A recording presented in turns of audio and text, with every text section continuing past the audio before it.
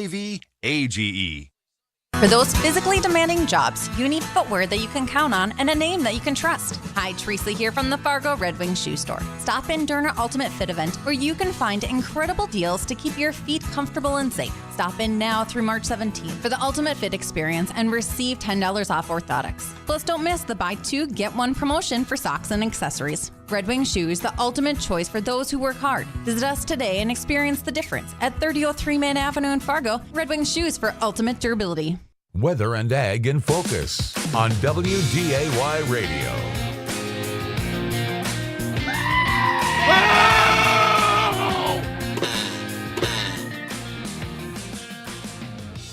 Welcome to Weather and Ag in Focus, 106 in the afternoon on this Friday Eve. Temperatures a little bit warmer than they were yesterday, checking in with 30s across the area, lower 30s, a little cooler 20s in the Northern Valley, and should reach close to 40 this afternoon. A little warmer over the areas that don't have snowpack and areas that have thicker snowpack, probably mid-30s at most. So kind of a wide variety of temperatures in the area, but all in all, not a bad-looking afternoon, a bluebird day. Nothing but sunshine out there, and Bridgette finally got to her destination. Thank goodness. I don't have to yell at you for a little while now, Dean. Ha-ha. It's always next week, I'm sure. Yes. Yes. For those watching us on live stream, Bridgette is in the seat of a tractor there. What are you sitting in exactly, Bridgette? So actually, if y'all are familiar with Horsch Manufacturing, they are out at Mapleton, North Dakota, and they are a German-based company, but manufacture right here in our state. They were kind enough to let me use the cab of their Lieb sprayer today, and that sprayer, I'll find the picture of it here, and I'll send you, there's pictures in our live stream of it as well, but this is the sprayer that I am in right now, and this thing is fantastic. This is the lightest weight, tallest, and probably one of the higher capacity sprayers that's here. It's a self-propelled. You can get up to a 2,000-gallon tank with it. It has a hydraulic lift, so it gives a clearance of 8 feet underneath this. So if you have to go over, say, corn or sunflowers, that's it. That's a picture of the sprayer right there. And it has right now about 120-foot boom width, but you can actually order it with 180. This thing is fantastic. I'm in their prototype. They expect to have about 70 of them in North America here for the 2024 growing season. So thank you, Horsch, for being my radio sound booth today. This is really great. We're here at Commodity Classic. Yeah, I'm going to have to mod one of those into my game. I think you should. And then tomorrow, cool. Can you mod in the New Holland brand new T9 tractor? I will be broadcasting from that tomorrow. So if you guys want, I'll see if I can't flip my camera around and maybe show you if I can switch to my rear camera. Nope, it's not letting me do it yet, but I know Jacob's got some pictures that he can show us in the live stream of all of the equipment here from Horsch. They've got their Joker and their Tiger, their tillage tools. It's a pretty neat setup, and this is a huge show. Huge. There's a big planner there on the screen. How many rows? Yes, there was. It looks like a lot. Okay, so this one right in front of me, this is a 24 row. I can see it right down in front of my cab. That's only 24? That looks like way more than 24. I think they'd have had trouble putting a 48 in their space right here is maybe the reason that 24 is in. And how many people are in attendance down there, Bridgette, during this event? There's about 10,000 and maybe a few less North Dakotans after Tuesday's snowstorm, but many people went through a lot of effort. They are indeed here. This is a main event for both national corn growers and national soybean, as well as sorghum and wheat, for them to do their business and policy meetings for those commodity trade groups. And then additionally, they are here for like the largest yield contest winner. So if you grew the largest bushels of dryland winter wheat or dryland spring wheat, and even corn under irrigation, all sorts of categories, all of those folks are here to get their awards that have been sponsored by numerous large sponsors, including Pioneer. Nice. Good deal. Well, we've got, I don't see our guest online yet, but we've got a few minutes left. But do we have another guest from Hawaii, live from Hawaii today? Am I reading We have that right? two that are, You do. We have two guests from Hawaii today. They are joining us from the Kauai Coffee Company in Hawaii. And there's something going on out there called the coffee berry borer, and they've been having a little trouble with that pest. But we also want to just talk through, okay, what's it like raising coffee in Hawaii? Is this a coffee farm, a coffee plantation, and more? I'm really looking forward to hearing the discussion that we're going to have with these folks about raising coffee. Not something most of us are really very familiar with whatsoever. Right. I mean, a few places in the United States do, but not. That'll be interesting. Good deal. I'm not a coffee drinker, but it's still going to be interesting. I think it's going to be pretty interesting. And this is a big thank you to Randy Melvin from out at Buffalo, North Dakota. Randy recently toured that plantation, and he sent me the contact information as a great guest. And so I really appreciate him helping us out with that. That's working out great.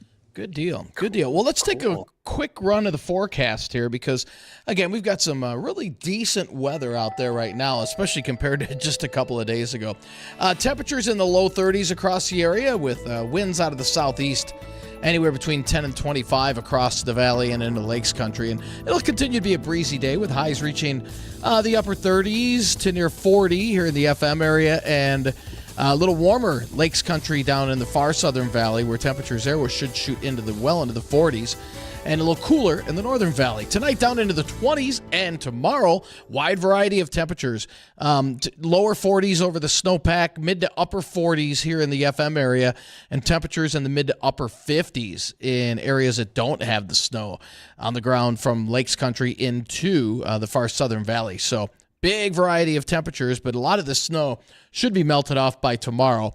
And then we set the stage for the weekend, and a little cooler on Saturday, around 40, with more clouds and maybe an isolated rain or snow shower as a system takes shape off to our west. That rides in here on Sunday, giving us from the valley eastward rain.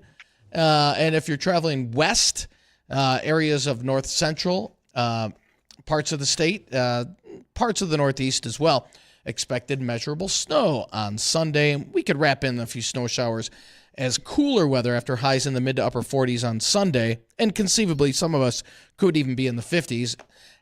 We'll see much cooler weather for the start of next week, back into the 20s and 30s, and could see a little more snow early next week as well. So something we'll keep an eye on, but the weekend, Sunday, I guess being the warmer day, but we're looking at rain showers, at least scattered rain showers on Sunday as well.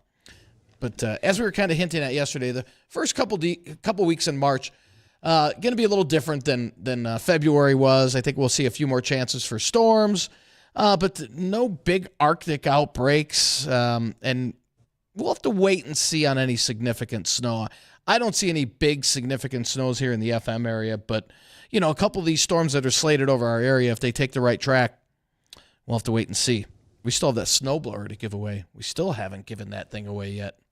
All we need is 3 inches. Okay. Eventually we will. I made a bet if we don't give it away, it's mine. Yeah, good luck on that. I called up old Daryl. I'm like, Daryl, whatever you do, 2.99 is the most you can report, dude. We're going to sell it. We're going to split it. Yeah. Oh, so, come on. For both of us. There you go. Can't wait for the emails. We can make a lot of things work. It'll be fine. People will get a little bit of snow, but better yet, they'll get that snowblower that's going to come in handy really big for next year. Yeah, for next year. No doubt. No doubt. Well, we got a few minutes left here before our guest comes on. Bridgette, do you want to run down a couple of ag topics? You guys, I have been waiting to share this story because I think it's fantastic. Tell me what you think. There is a young woman by the name of Kristen Bauer. She is with the Beulah High School, and she's an FFA member out there. And she has her supervised ag experience program called Farm Chicks to Go. Any guesses what you think she might be doing? Bueller? I don't know. Dean, what's going through your mind? She's going to raise and sell chickens. Yeah. Oh, so close. Okay, better yet. Kristen Bauer, what she does is she first of all raises geese, peacocks, and chickens. But then additionally, she creates kits for teachers. So if you're a teacher who's listening, or maybe you'll catch this a little bit later after class, she can put together an incubator and eggs and all the supplies that you will need to hatch out chickens in your classroom.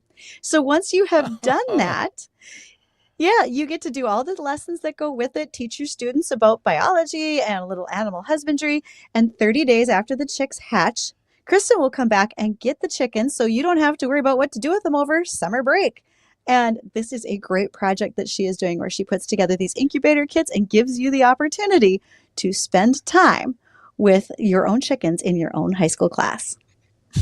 That's kind of super cool. That's really fun. This is her program that she's doing because, every student that's involved in FFA not only has the classroom portion, but then also the FFA chapter. And then you're all expected to have your SAE project, which is either you're farming, you're raising livestock, or you're finding some sort of your own business. Many kids have lawn care and snow removal. Well, Kristen really thought outside the box because, again, she's got farm chicks to go that she can supply to classrooms around the area. I hope teachers are calling and checking on this. I think this is going to be an awesome project. I think that would be a really fun project to do. And great for, Yes. great for learning for our high school kids too. That's awesome. Well, high school, elementary, Right. Can you imagine the excitement in a classroom on the day that the chick starts pecking through the eggshell and ready to come out? Right. Nobody's getting any work done that day, you guys. They're all going to be watching. Maybe I should get one of these kits for the office. Can you imagine how we'd all stay busy watching our chicks hatch in our offices? Who's cleaning it up and who's feeding it? Well, until they hatch, it's really not all that big a deal. It's after they get out after that they it gets hatch, a little messy. I think we might be able to sneak them away. Dean, you could probably clear off a little bit of room on that counter of yours. On your desk. Yeah. Sure. Yeah. And you know what? Jacob, our producer, is like, really, you guys? It's like, I don't do enough around here. Now I have to hatch your chickens for you, too. Nice. Keep an eye on them, Jacob. Don't let them fly away too far. Oh, man. So, Bridgette, we got our guest. They were online here, and then she just dropped off, I see. But I'm sure she'll be back. You want to introduce our guest one more time? I do, and we're going to be talking with Dawna Haze, and Dawna's going to be joined by another fellow. I have to look his name up. I think Jacob's already got it, but they are going to be joining us from Hawaii. We're going to be talking with the Kauai Coffee Company, which for all you coffee lovers out there, write this down. This might be a website that you want to keep an eye on so you can start placing orders. I'm looking forward to hearing more. It'll be a caffeinated next half hour, so don't go anywhere. Stay with us as we talk with the Kauai Coffee Company coming up next.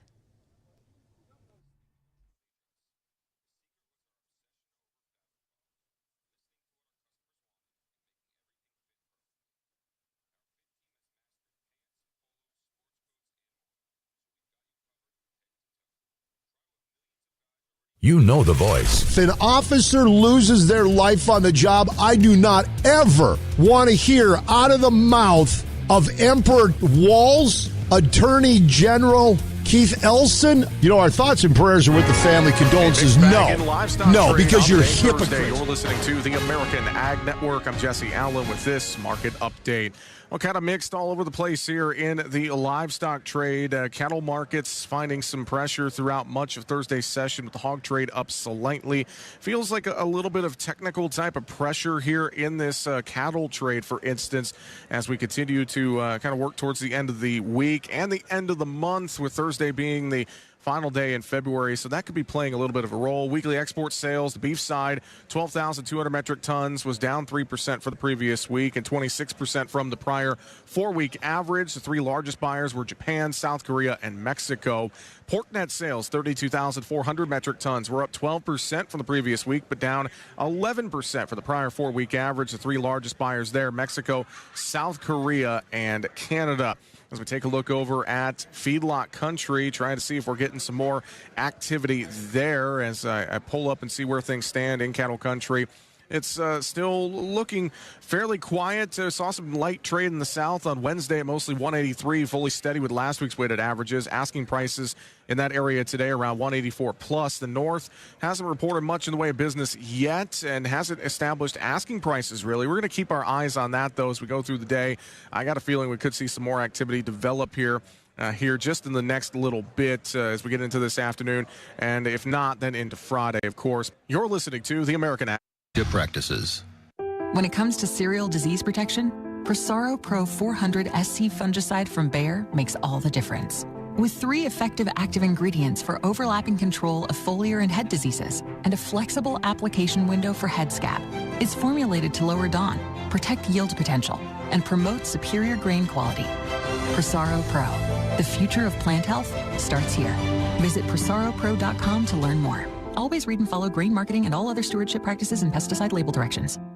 So we take a look at beef cutouts. No report on those. Hog prices and trends. Markets are closed in Dorchester, Wisconsin, and Garnavillo, Iowa.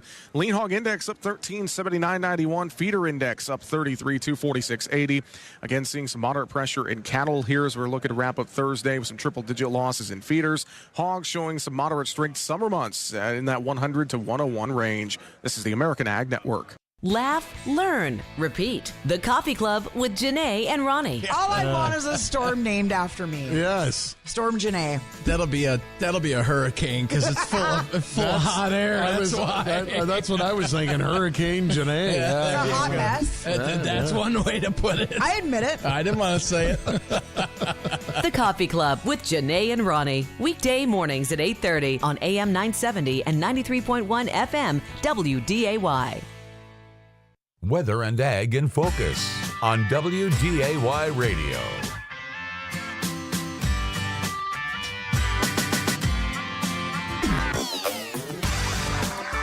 And welcome back. I'm live from Houston. Justin is live from Grand Forks. Dean, well, he's got to hold everything down in the weather office today in Fargo. Oh, but it's beautiful weather everywhere we are. Now, if it wasn't beautiful weather, and you were thinking about a job change because you work outdoors, might I suggest you go to mortonbuildings.com/careers because they have opportunities for you. If it's an ugly day outside, whether it's too hot or too cold, they actually do a bad weather pay, including the fact that there are quarterly bonuses on top of that. They're an employee-owned company, and there's always room for advancement as well as on-the-job training. So go check them out, mortonbuildings.com/careers. And next website you're going to want to look at is for our guests. We are joined by Dawna Haze and let me make sure, Bronson, right? Bronson? Did I say that right? Bronson is the Bronson Yado. And you guys are with the Kauai Coffee Company in Hawaii. And we are so excited to have you joining us. Thank you for starting this morning out on your end to join us for our afternoon. How are you? Thank you, and aloha. We're great. We have to say, at our company over here, we don't have too many bad weather days, so we certainly can't complain. Yeah, we're happy to be here. So thank you for inviting us. So let's get started. And where should that be? Do we start in just what's the history of the company and how you all are busy growing coffee over there? We'd love to know more. Absolutely. I'll go over an overview. Bronson is our orchard specialist extraordinaire, so he'll get into the heavy-duty farming stuff. But just to start with a brief history, we've been growing coffee since the 80s. Kauai coffee occupies the land that once was McBride Sugar, an old sugar plantation.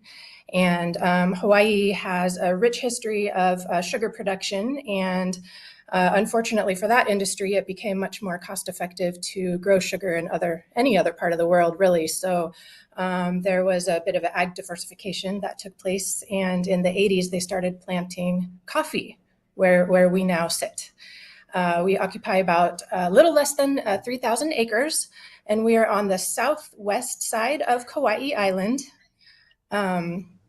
One thing that is a little bit surprising to most people is that we're actually the biggest farm in the state of Hawaii.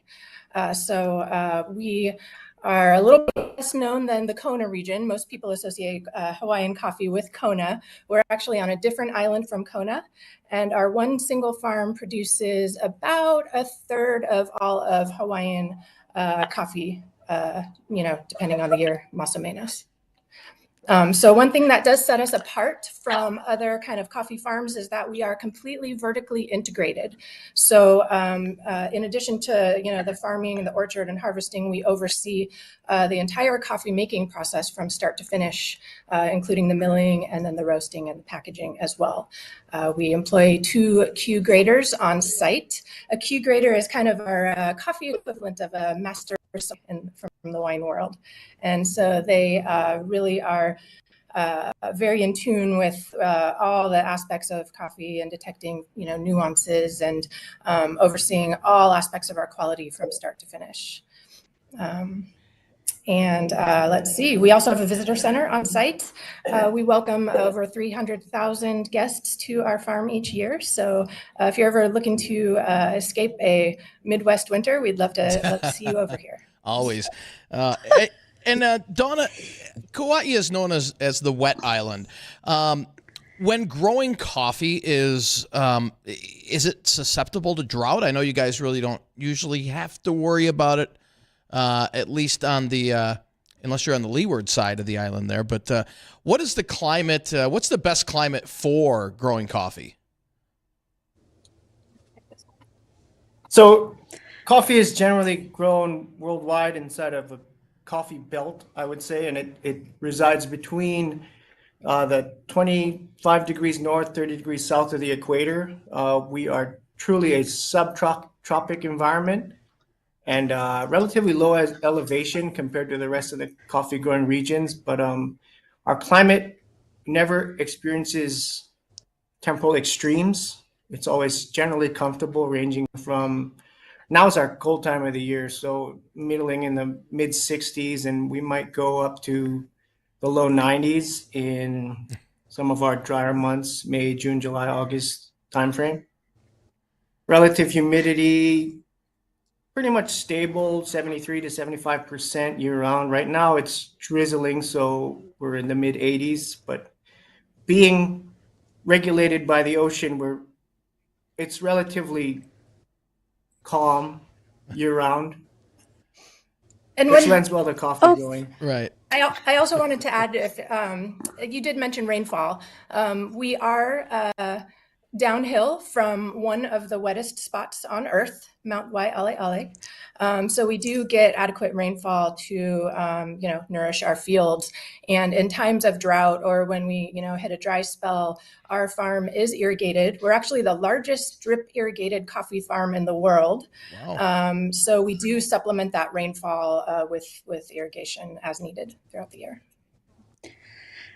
So I heard you say coffee orchard or orchard manager, but I've often heard coffee plantation.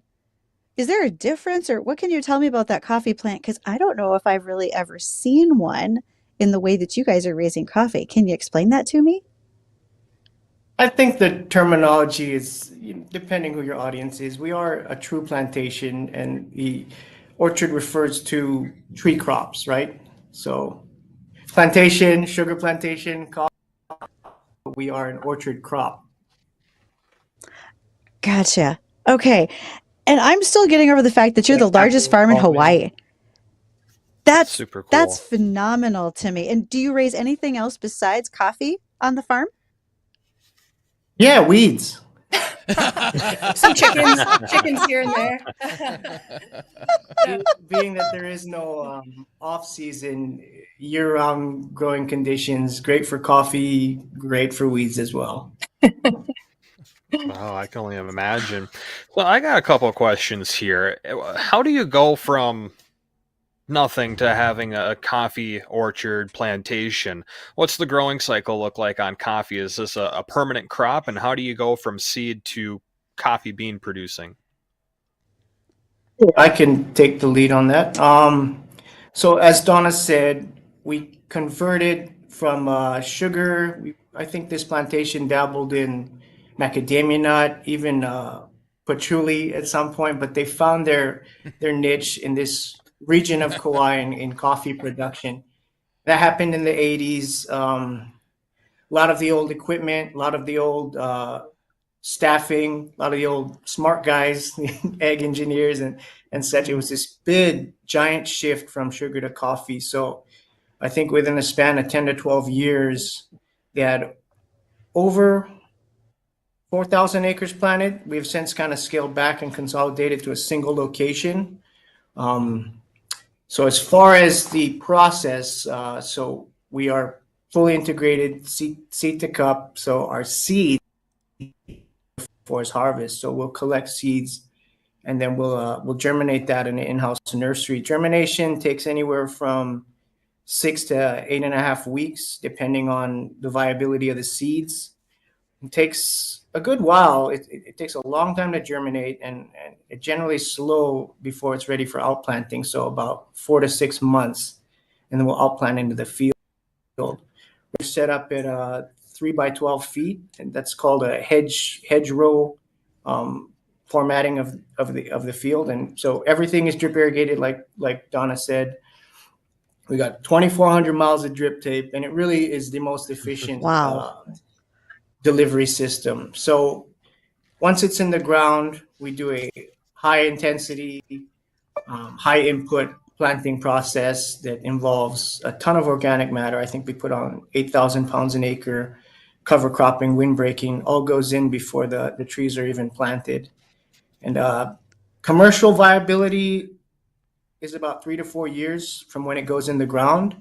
And you'll expect yields from about maybe 4,000 pounds an acre to 7,000 pounds an acre during that 3 to 10 year before we would consider its first initial pruning. Our coffee trees, if you did the math, they're about my age. They're 35 to 37 years old. The bulk of it. There is new plantings, but generally these are pretty good aged trees. I'm not going to use any old terminology because I'm right. Commercial viability still very viable. Our farm averages a little over 5,000 pounds an acre. So, on a good year, we're looking at 10, 12, upwards of that 1 million pounds of cherry a year. Wow. Okay. There's going to be I got to stop you for just a second. It's 1:31 at the bottom of the hour. And so, Bronson, we're going to come back with more questions. And we want to encourage our listeners. If you have questions, you can reach us at 701-293-9000, our Red Wing Shoe phone line.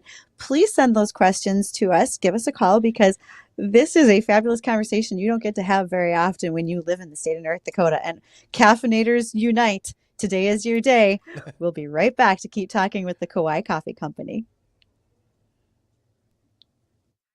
How would you like to check some items off your honey-do list? Well, now is the best time. All this month, Laney's is offering a sweetheart of a deal. When you receive 14% off your plumbing, heating, or electrical service call with a maximum savings of $214. With over 60 years of experience, Laney's gets the job done right the first time. And there's never an overtime charge. Call Laney's today at 237-0543 or visit them on the web at laneysinc.com. Laney's, nobody does it better. This is a shout out to all hardworking farmers and ranchers. If you're looking for the cream of the crop in post-frame construction, look no further than Thor Buildings. Because let's face it, having the right size building for your equipment or livestock is crucial for your success. At Thor Buildings, they'll design your building for max efficiency, customized to tackle the seasonal weather in your neck of the woods. Post-frame construction tailored to your livestock and ag needs. Buildings built better, stronger, and built to last. So when it's time to put the hammer down, build with Thor. Visit thorbuildings.com today. Good afternoon, I'm Tom Tucker, WDAY News First. A lawmaker who represents Moorhead is expressing concerns about school resource officers. She says some students at Moorhead High feel they're over-policed. The only people that reached out to me, my superintendent didn't, teachers didn't. Chair Pryor came and spent an entire day in my district talking to administrators, teachers, and students, and this issue never came up. 60 of my students reached out to me and said it is like a prison-style policing in my school. Minnesota Representative Heather Keeler, who represents District 4A, speaking to lawmakers in St. Paul. Moorhead Police Chief Shannon Monroe says he respectfully disagrees with Keeler.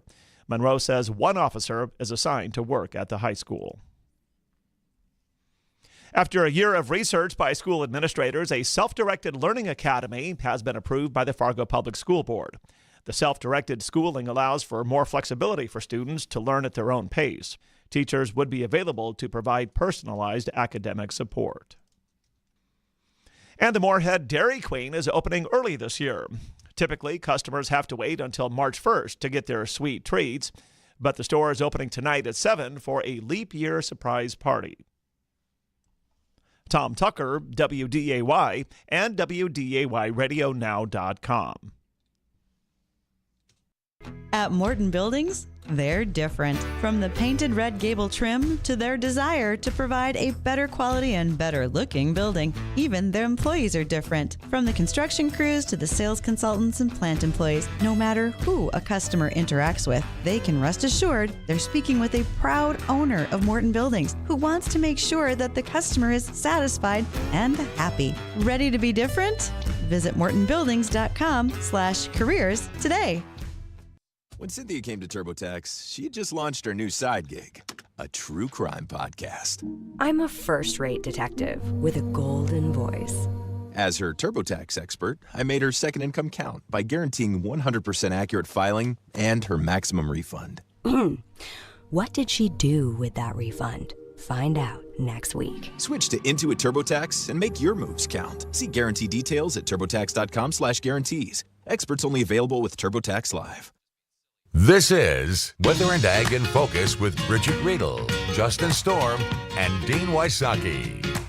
And welcome back to Weather and Ag in Focus, 1:36 in the afternoon. I want to thank everybody for joining us. If you have any questions for our guests, feel free to give us a call on our Red Wing Shoes hotline, 701-293-9000.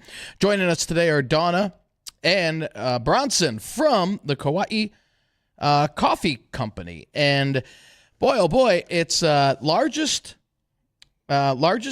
growing operation you have in Hawaii of coffee.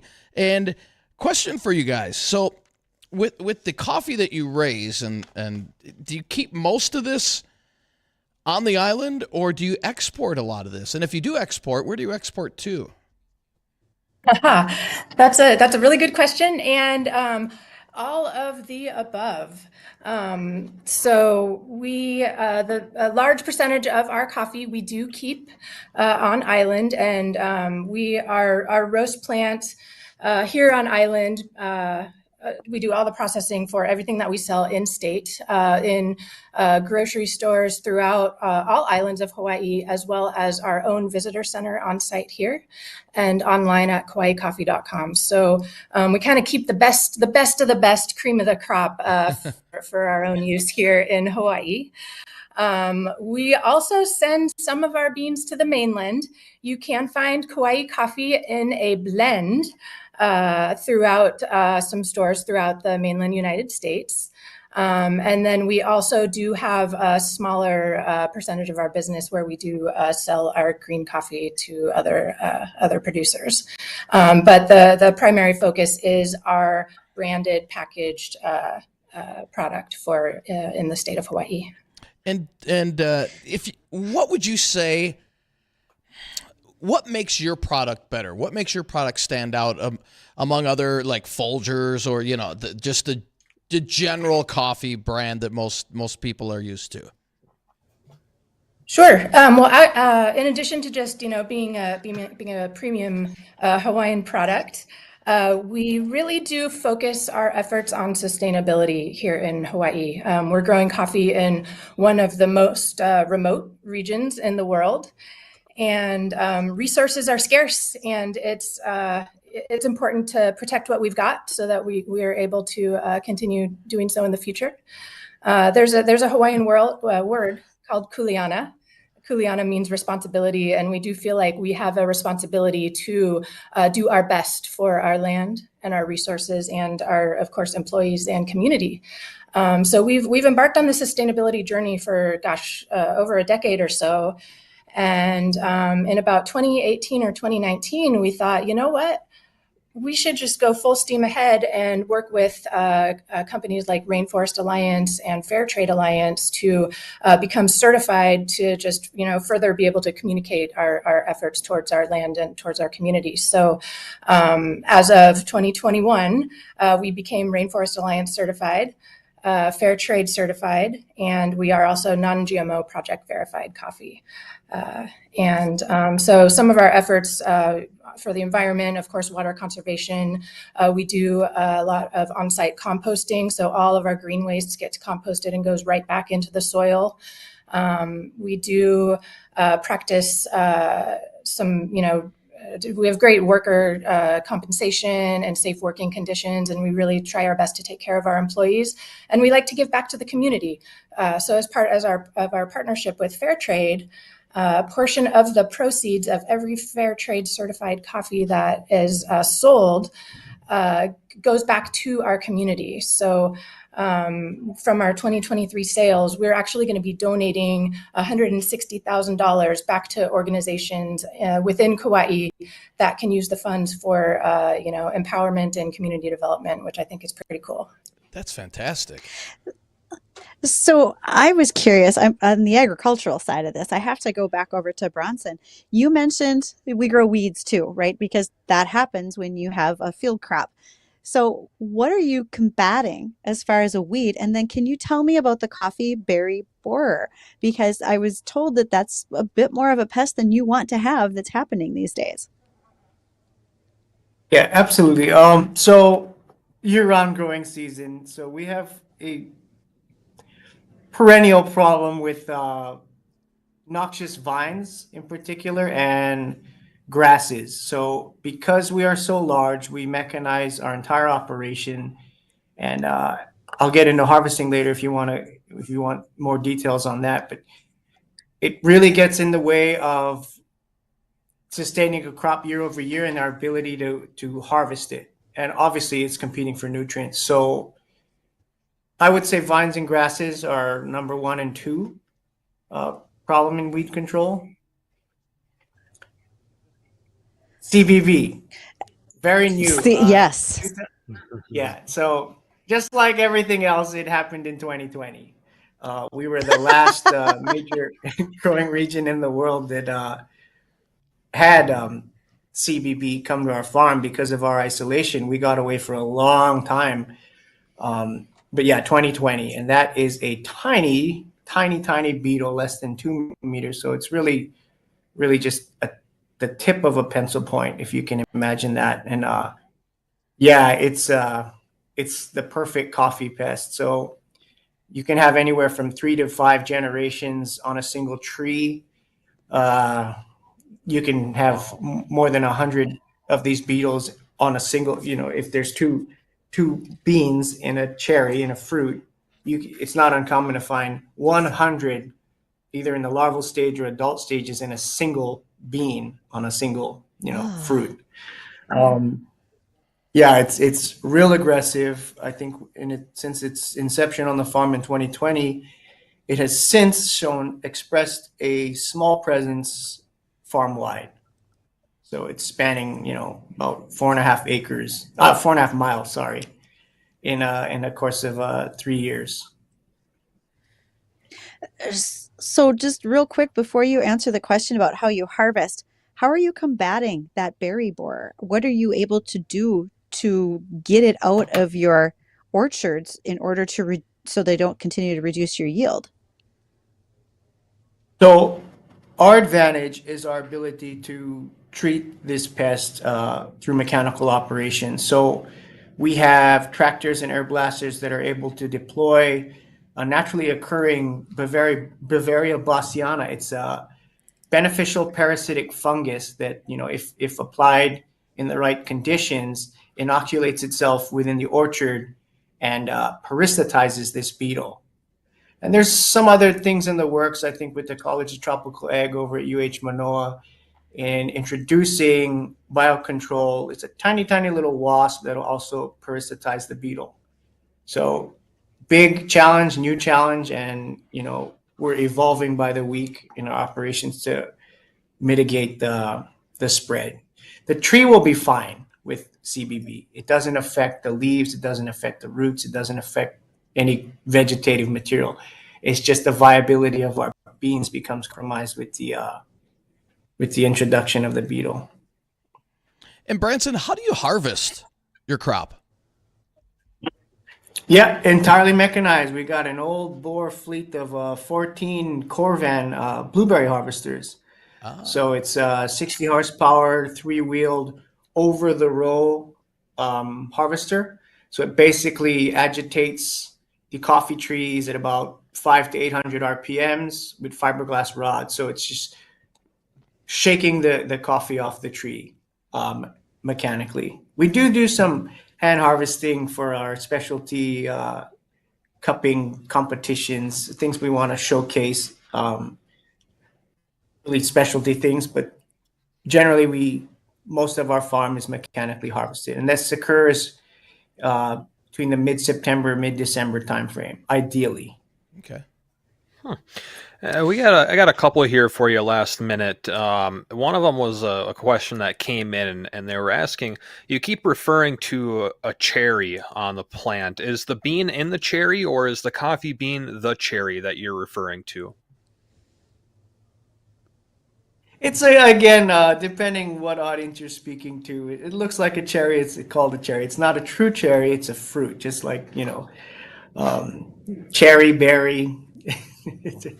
Depending who you talk to. We speak to the cherry as the fruit that gets harvested from the tree. After the harvest, the fruit goes directly through the wet processing plant, and the outer layers of the fruit get removed, leaving the remaining coffee bean on the inside. So the coffee bean that you kind of see in your bag of coffee is the inside of that fruit. Oh, so it's kind of like the pit. Which of it, isn't a then, you true could bean say, either, right? because it's not a legume. Yeah, kind of like the pit or the seed. Oh. It is a seed. Yep. Okay. Yep. Very interesting. And I get the legume comment that it's not really a true bean, but it always gets called the coffee bean.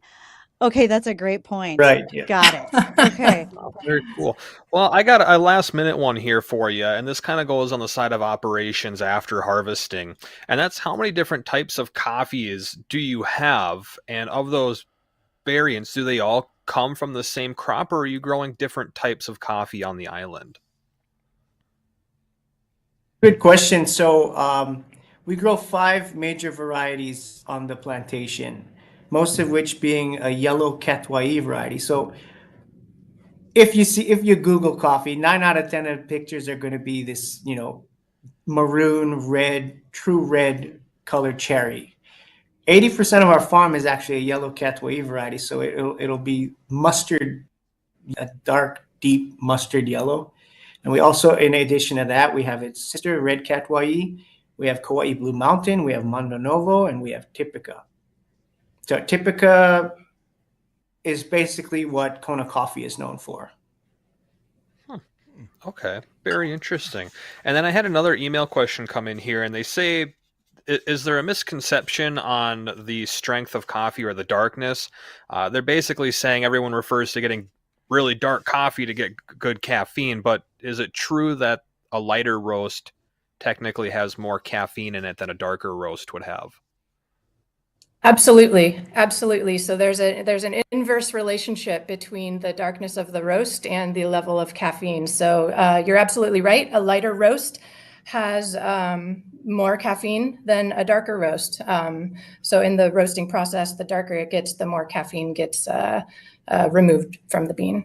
I would say it's negligible. It's not like you're getting anywhere near like a decaf type of coffee, but there is a minor difference. So if you're looking to get as caffeinated as possible in the morning, lighter roast is your way to go. Very, very interesting. Well, guys, you got any last minute questions here for the two of them? This was so Right? cool. I never Yeah. thought I'd get to visit about coffee in the middle of the winter. Well, we'd love to see you out here and share a little bit of our aloha here with you. And we're just so appreciative of the time and being able to share a little bit about what we do. And guys, if anybody wants more information on your coffee, what's the best way they can find it? Absolutely. www.kauaicoffee.com. We have all kinds of information on our website, as well as you can shop for our specialty varietals and get all kinds of good stuff on there.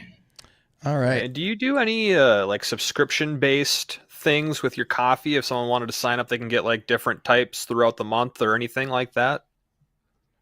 Absolutely. We do have a monthly coffee club, or you can just kind of shop as you go and see what looks good. But yeah, check us out, KauaiCoffee.com, and we'd love to see you here.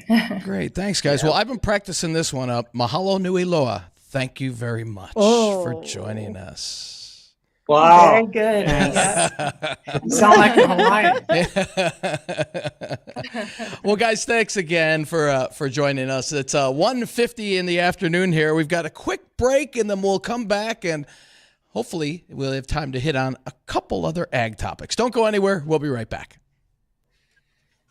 Hi, I'm Kevin Pfeiffer, America's Land Auctioneer, inviting you to listen to America's Land Auctioneer radio show every Saturday morning from 7 to 8. Each week we'll cover topics like buying and selling farmland, mineral rights, farmland valuations, and more. If it has to do with land, it's being talked about on America's Land Auctioneer with me, Kevin Pfeiffer, Saturday mornings at 7 here on AM 970 and FM 93.1 WDAY. This is a shout out to all hardworking farmers and ranchers. If you're looking for the cream of the crop in post-frame construction, look no further than Thor Buildings. Because let's face it, having the right size building for your equipment or livestock is crucial for your success. At Thor Buildings, they'll design your building for max efficiency, customized to tackle the seasonal weather in your neck of the woods. Post-frame construction tailored to your livestock and ag needs. Buildings built better, stronger, and built to last. So when it's time to put the hammer down, build with Thor. Visit ThorBuildings.com today. If you like the taste of hazy IPAs, then you should know all about the family of Voodoo Ranger IPAs from New Belgium Brewing Company. There's another innovative American-style hazy IPA called Tropic Force. It's what they call a tropical IPA with a bold taste of pineapple and mango. A great taste any time of year with tropical twist. So while you're enjoying your weekend, enjoy the taste of Voodoo Ranger Tropic Force Tropical IPA, available in your local liquor stores. It's Jay and Ronnie from the Coffee Club, and we enjoy drinking coffee because it keeps us energized and focused. Well, let's be frank. I enjoy drinking coffee because coffee keeps me wide-eyed in the morning, but I'll tell you this type of coffee is organic, specialty-grade coffee, beans selected from the top 2% available, 100% Arabica bean coffee, certified organic, non-GMO, low acidity, rich, smooth, and ready to drink. The finish is clean and it has a pleasant aftertaste. It's delicious. It's so far the best coffee that we've had. It's also roasted and packed in the US of A. We love it and we guarantee you will too. All you need to do is go to mystore.com, click on My Coffee, and enter the promo code WDAY. That's promo code WDAY to get your own My Coffee. It's also roasted and packed in the US of A. We love it and we guarantee you will too. Go to mystore.com, promo code WDAY. Thanks for asking me out, John. Well, I saw in your profile that you like tires. I like tires. You like tires? I absolutely love tires. No way! Will you marry me? Yes, of course I'll marry you. Yes, yes, yes! Okay, so nobody gets that excited about tires, but you'll be excited when you hear about Welton's over-the-top customer service and amazing service at affordable prices. Welton's Tire Service, your local Goodyear dealer on Main Street in Lisbon, North Dakota, or online at weltonstire.net. Weather and Ag in Focus on WDAY Radio.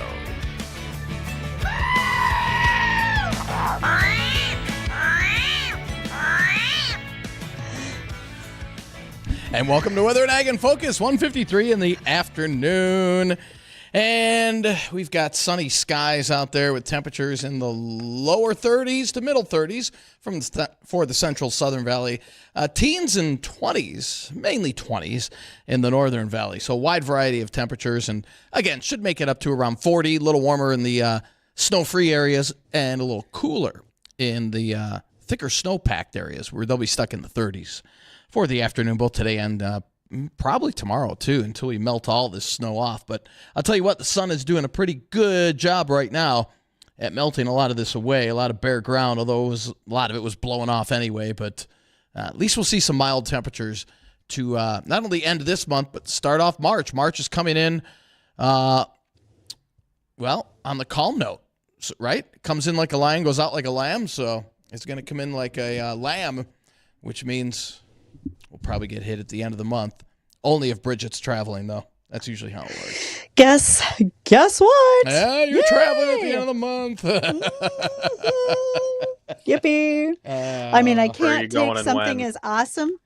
I can't take something as awesome as this sprayer when I go on a road trip, but I will be headed down through Kansas, Oklahoma, etc. here at the end of the month. So thoughts and prayers to all of you in my path of destruction as I'm on my way. What are the dates on that, Bridgette? The whole last week of the month. So Yep, that's The about whole when. last Yep, week. that's our Christmas storm. That's our Christmas storm that Oh, cycled goody. through. That comes back towards the end of March. So can't wait. Mm. Yay. That's perfect. You can't make this up. Seriously. Nope. No, you can't. Oh, that's Do you want to hit a couple of All ag right. topics? We can either hit a couple of ag topics, or I don't think we have time to give away these tickets. We're gonna have to hold on to these till tomorrow for the Sportsman Okay. show. So Well, I can throw out one more because someone wants to get into this cab. Maybe they have a buyer and I'm just taking up space in it. But heads up for those of you with your horses out there. Winter months are notorious for an increased colic risk. So make sure you keep that in mind with all of you who might have horses that are your saddle horses, even your working horses. So when the temperature dips, the horse's water source gets cold and sometimes they freeze over. So horses will drink less water than they need, and that's generally 7 to 10 gallons of water per day.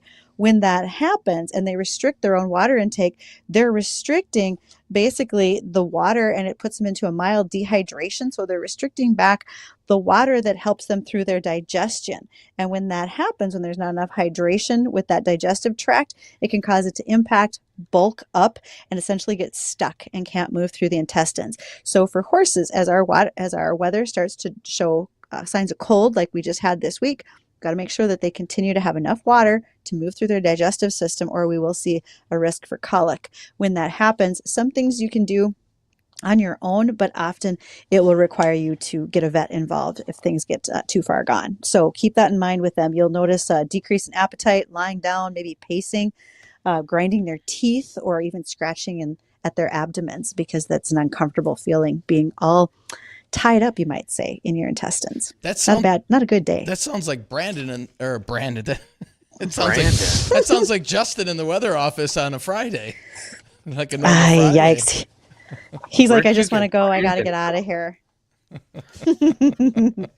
Yeah, I got it. So, you guys, also- when I gotta draw a new hand. Yeah, it's almost time to get out of here. We're gonna have to wrap this up quick. Well, I have also had the question from a number of folks. How did livestock handle that Tuesday snowstorm and then a couple of days of cooler weather after such a big drop from Monday?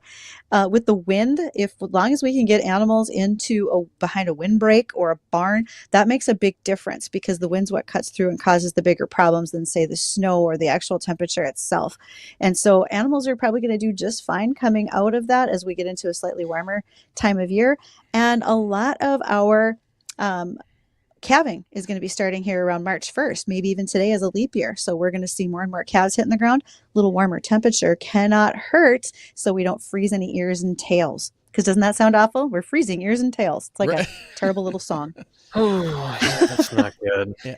And speaking of calving season, I got an email from one of our listeners down in Nebraska, and they wanted to know what the weather is going to be like from mid-March through mid-May. They calve all the way through mid-May? You can if you have enough. If you've spread your calving season out throughout the herd. Right. Yes, you can. Yep. All right.